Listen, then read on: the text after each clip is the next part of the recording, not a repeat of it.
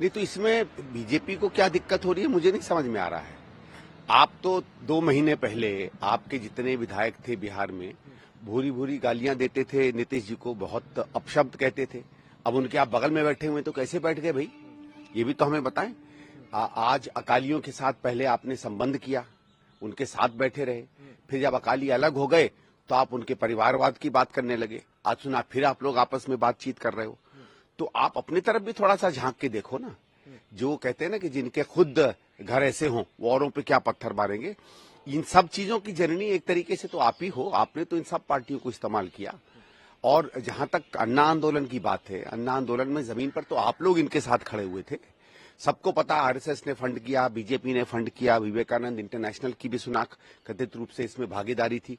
तो आप फिर किसी और को क्या सीख देते हो? सर पर आप कैसे देख रहे हैं, क्योंकि बीजेपी लगातार नहीं देखिए, लॉ एंड ऑर्डर क्या खराब हो रहा है इसकी तो कोई खबर आ नहीं रही है। तो ये किस बेसिस पर वहां सीआरपीएफ भेज रहे हैं? और देखिए, स्थानीय लॉ एंड ऑर्डर को ठीक करने के लिए जो भी बाहर से फोर्सेस भेजी जाती हैं वो स्थानीय प्रशासन, जो पुलिस प्रशासन है, उसके अधीन काम करती है। ये संविधान में भी है और ये हमारी चिरपरिचित तरीका भी है कई प्रदेशों में। और जब भी बाहर से फोर्सेस भेजी जाती हैं वो तभी भेजी जाती हैं जब राज्य सरकार उनके लिए दरख्वास्त करे कि भाई हमें एक्स्ट्रा फोर्सेस चाहिए, तब वो फोर्सेस भेजी जाती हैं। उसके बिना अगर आप फोर्सेस भेज रहे हो तो किस अधिकार से भेज रहे हो ये पता चलना पड़ेगा। भारत सरकार के पास कोई अधिकार नहीं है कि स्थानीय लॉ एंड ऑर्डर के लिए, हाँ कोई एक्सटर्नल सिक्योरिटी की बात हो, कोई उस तरह की बात हो तो अलग बात है। अदरवाइज आपके पास कोई अधिकार नहीं है कि आप बिना राज्य सरकार के पूछे। और अगर स्थानीय स्तर पर भी आपकी फोर्सेस सीआरपीएफ या वो काम करेंगी तो वो वहां का एसपी, डीआईजी जो भी है और गृह मंत्रालय है उस राज्य का, उसके अधीन ही काम करेंगे। नहीं, इसमें तो बहुत संदेह बहुत से लोगों को है। और ये हो सकता है सीधे सीधे ना करें लेकिन और तरीकों से करें।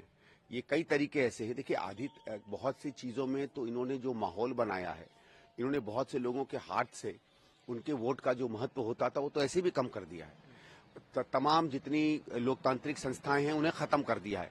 बस एक वोट छोटा मोटा बचा है लोगों के बीच में।